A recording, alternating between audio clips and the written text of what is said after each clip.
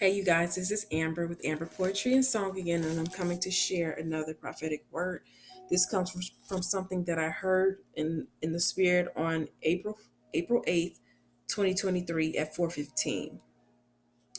I heard you got to handle that, and then like this cancel noise, that ant noise, and then so they won't handle that. And then I heard that same noise again afterwards. So I heard you got to handle that ant so they won't handle that ant.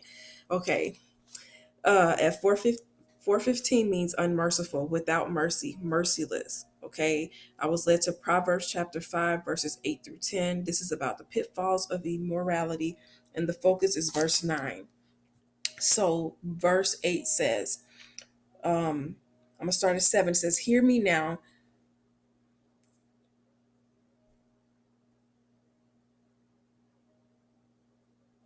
I'm actually going to start at verse 1. I'm going to start at verse 1 and read this.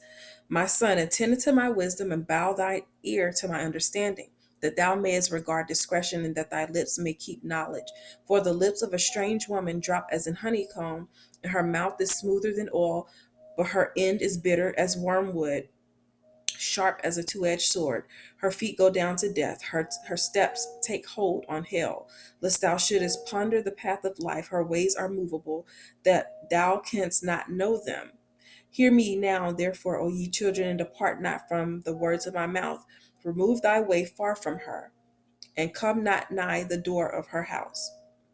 Lest thou give thine honor unto others, and thy years unto the cruel. This is the focus, the verse that is the focus, where it says thy years unto the cruel, meaning talking about the merciless, those without mercy. Um, and so keep reading verse 10. Lest strangers be filled with thy wealth, and thy labors be in the house of a stranger.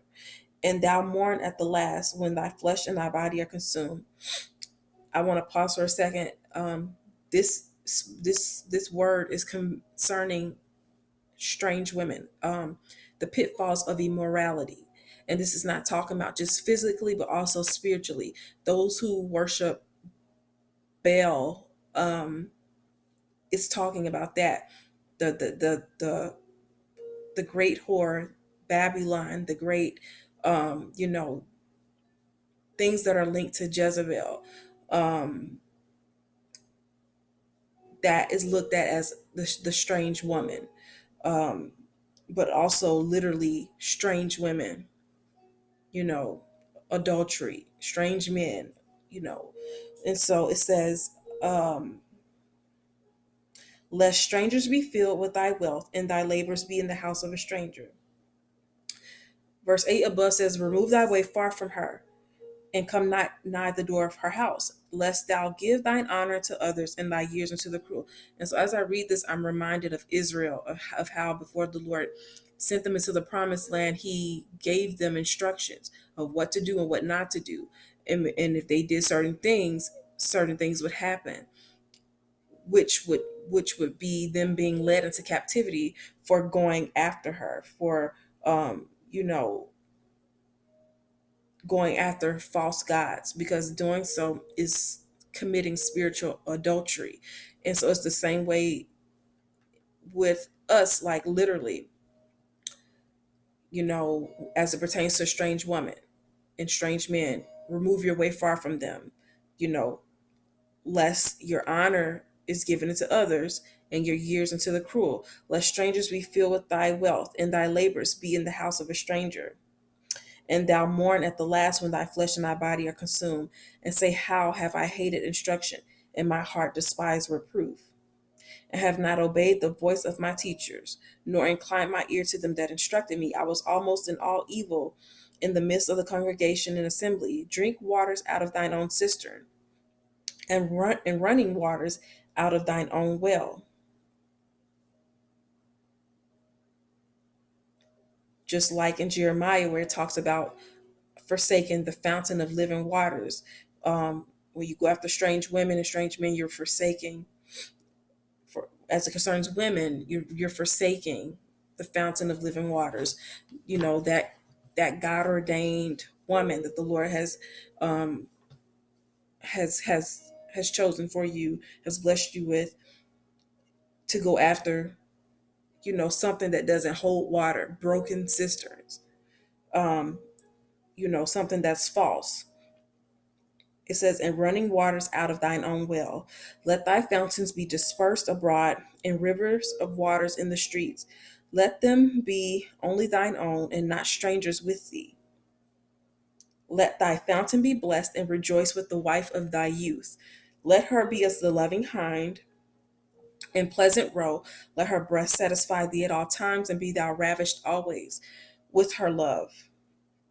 And why wilt thou, my son, be ravished with a strange woman, and embrace the bosom of a stranger? For the ways of man are before the eyes of the Lord, and he pondereth all things. His own iniquity shall take the wicked himself, and he shall be holden with the cords of his sins. He shall die without instruction, and in the greatness of his folly he shall go astray.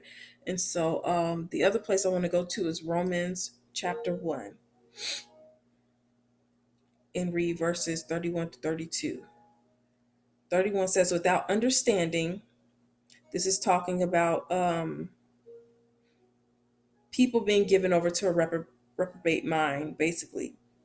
Those who don't like to retain God in their knowledge, that God has given over to a reprobate mind. Okay, so verse 31 says, without understanding, covenant breakers, without natural affection, implacable, unmerciful, who knowing the judgment of God, that they which commit such things are worthy of death, not only do the same, but have pleasure in them that do them. And so those were the places I was led to. This is concerning a strange woman, strange men, and falling into their trap.